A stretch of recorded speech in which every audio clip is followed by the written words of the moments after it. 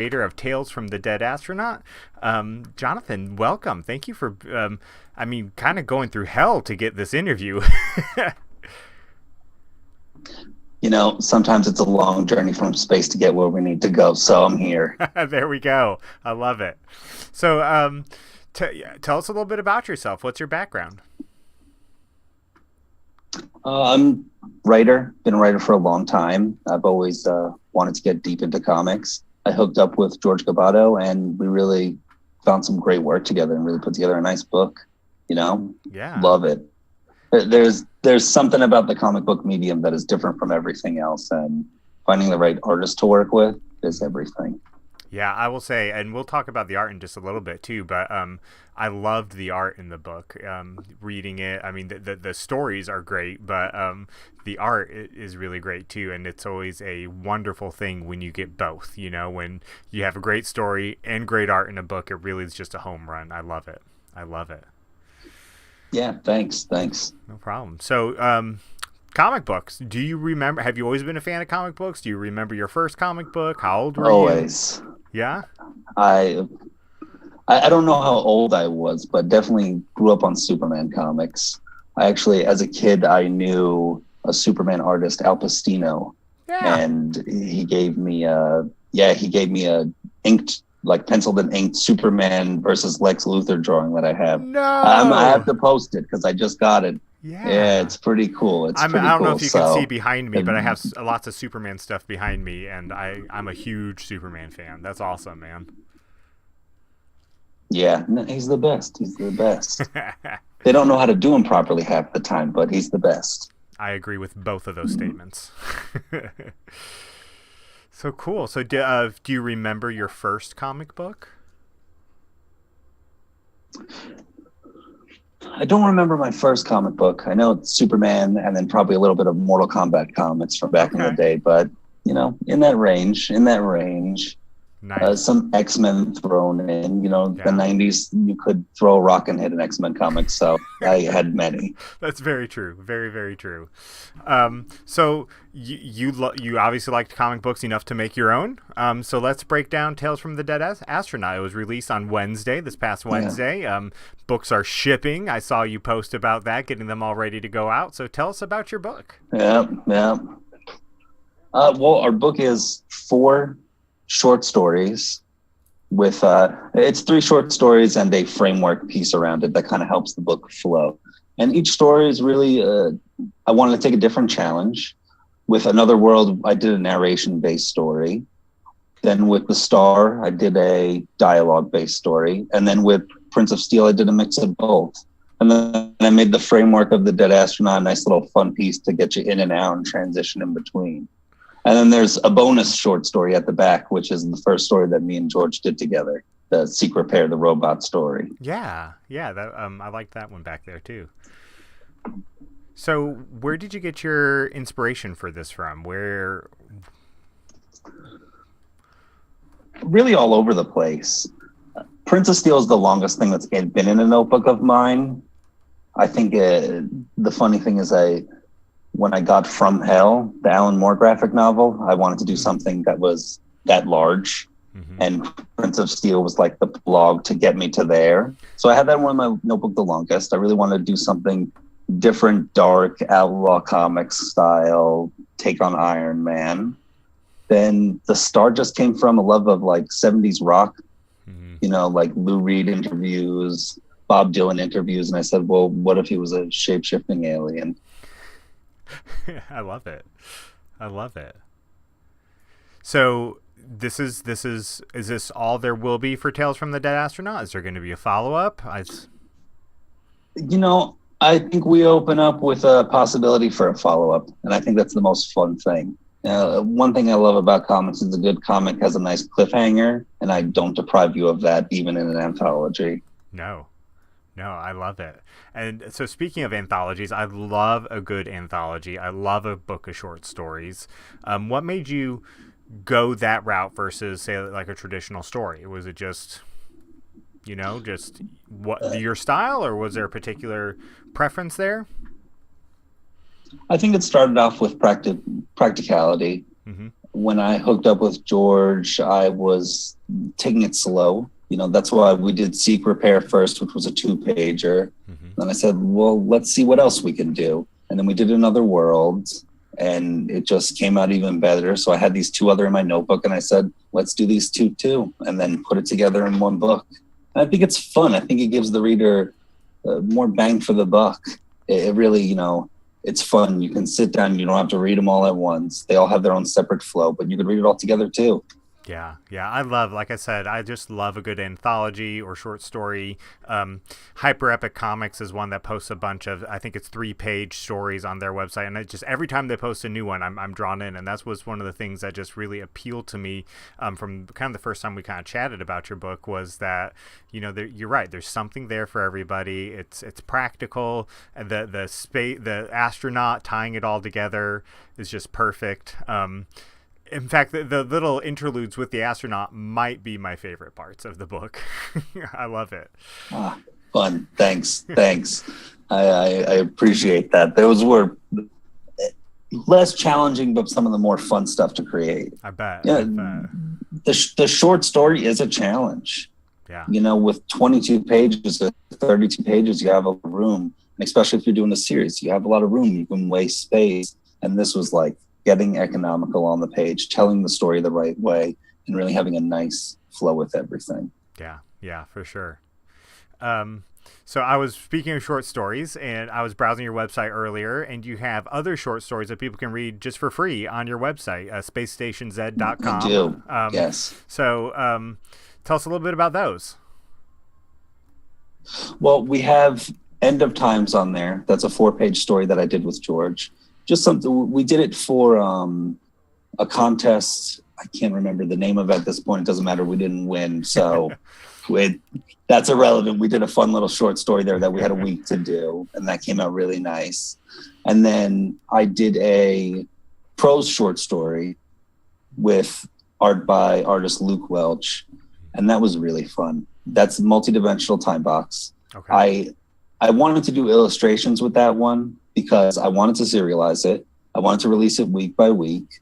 And I also was brought back to when I was younger and had books, not picture books, but novels that had drawings in it. And they really sparked the imagination even more. And that was really fun. And Multidimensional Time Box is about a scientist and a entrepreneur who are in a warehouse building a multidimensional teleporter and all the fun that comes along with that. That's awesome. That's really fun. So back to Tales from the Dead Astronaut. What was the path to bringing this book to life? Because a lot of people think, hey, I should write a book, or I want to write a book. You've actually done it. What was that path like for you? I sat and looked at what I had, what I wanted to do. I worked with George. I said, what do you want to draw? Which is always fun when you collaborate with an artist in that way, because they can spark you in ways that you weren't prepared for. Right. So we really hit the ground running. I worked on my notebook piece by piece, story by story, developed them to the nth degree, and then sent it back to him and got beautiful art, tweaked the dialogue a little bit, because once you see the art, that really, it changes things for you sometimes. Sometimes you realize you don't need a word that you thought you needed, or you could say something better. And we got all the pieces together. I created the framework to flow it all together. And then off to the printers to get it out there. That's really cool. So no Kickstarter was involved in it, no? No Kickstarter. I appreciate everything that people do with Kickstarter. Mm-hmm. I did want to stick my guns to it and just make the book. Instead of kickstarting a book and hoping that it comes in 30 days to 6 months, right. Do the book, show people the book, let them buy the book right away. No vaporware here, all ready to go. That's great. I like that method. That's the method that I'm going to go forward with in the future. That's really cool. And the book, for an indie comic book, is phenomenally priced. $4. You can't get much better than that for an indie book. for a print edition. That's a great price. And so, I mean, come on, everybody out there, you got $4, go buy the book. I mean, exactly. It's a good book. You could buy a Starbucks coffee for more. Right? It'll give you more for it. Right? Especially in world of pandemic, people are Uber eating Starbucks. I mean, that's like a $9 coffee right there. You could get 2 copies. Listen, I've bought $5 mainstream books that are not even worth that. Yeah, ditto. The entire Lois Lane series. I still find myself ever in the shop. I'm like, oh, I'm doing this one again, aren't I? So you've mentioned George a few times. Tell us about George. He's the artist on the book. Phenomenal art, like I've already said. Tell us a little bit about him. Beautiful work. So I, back in January, dipped my toes, get all the stories in my notebook translated into art. So I put out a call. I was looking for an artist for Seek Repair, just something simple to start. And George's his work really popped out at me. We started a relationship. We talked. We did Seek Repair. Then I said, what else could we do? We really like working together. Well, we're working on something now that's a full one shot, which is really fun to dip into those waters with him. But he's great. The things I write, I don't expect to turn out the way he puts them, which in turn makes the work even better and helps stimulate my mind more. Mm-hmm. When we did Another World, I said I stole the idea from an early version of David Fincher's Alien 3, where it was supposed to be monks on a living spaceship made of wood. So I said, I'm going to jump off there. And what he drew was nothing like I expected. And the story is stronger even for it. Mm-hmm. Mm-hmm. That's awesome. So is he local to you or? At this point, he's not. He's in Argentina. Oh, wow. So it's, a fair distance away. Yeah. And we just communicate, email, go back and forth. I say, this is what I'm thinking. He'll draw something up. And then I say, perfect. Now I can go spin my wheels even further with the writing. That's awesome.